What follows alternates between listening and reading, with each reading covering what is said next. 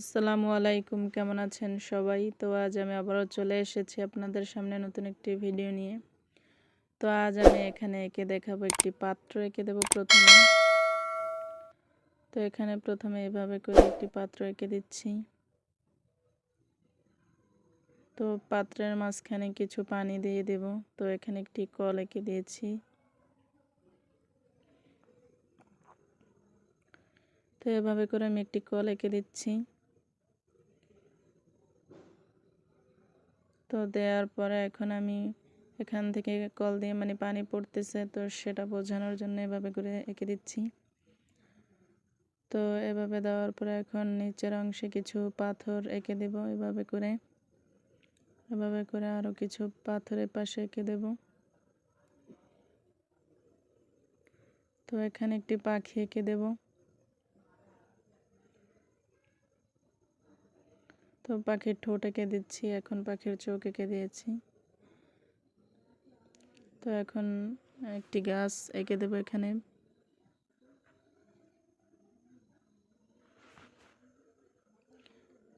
তো এখানে কিছু ফুল এঁকে দেব এভাবে করে, কিছু পাতা এঁকে দিচ্ছি, সেই সাথে কিছু ফুল এঁকে দিয়েছি। তো এখানে কিছু ঘাস এঁকে দেব। তো এখানেও আবার কিছু পাতা এঁকে দেব, ফুল সাথে এঁকে দিচ্ছি।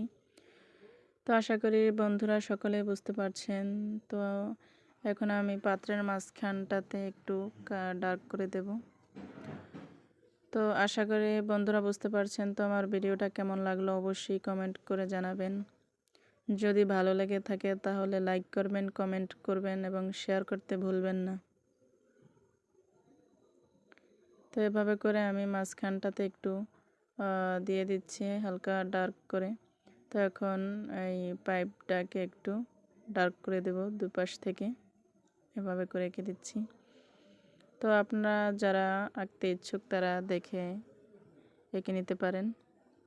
তো যারা আঁকতে পারছেন না তাদের জন্য বলছি। তো এখন আমি পাতাগুলোকে একটু ডার্ক করে দেব হালকাভাবে। তো আমি পেন্সিল দিয়ে স্কেচ করে নিয়েছি, আপনারা চাইলে কালারও করে নিতে পারেন, যার যেমন পছন্দ অনুযায়ী করে নেবেন। তো এভাবে করে পাতাগুলো হালকা করে ডার্ক করে দিয়েছি। তো এখন ফুলের গোড়ার অংশটাকেও করে দিচ্ছি সেই সাথে। তো এখানে এই পাশ দিয়েও কিছু পাতাকে দিয়েছি, তো সেগুলোকে এভাবে ডার্ক করে দিচ্ছি।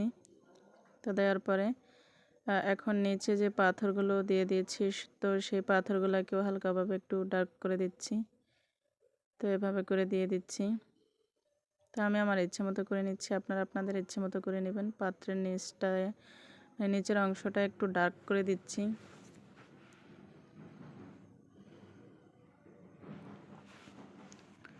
তো এভাবে করে আমি প্রত্যেকটা পাথরকেই হালকাভাবে ডার্ক করে দেব।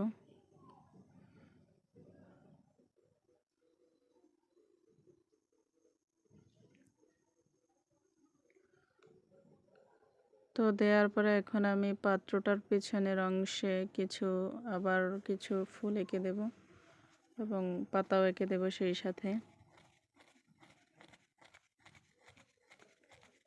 তো পাখিটার গলাটার নিচের অংশটাও হালকাভাবে একটু ডার্ক করে দিয়ে দিচ্ছি এবং লেজটা তো এখন এই যে পাতার ফুল এঁকে দেবো এখানে, এভাবে করে দিয়ে দিচ্ছি।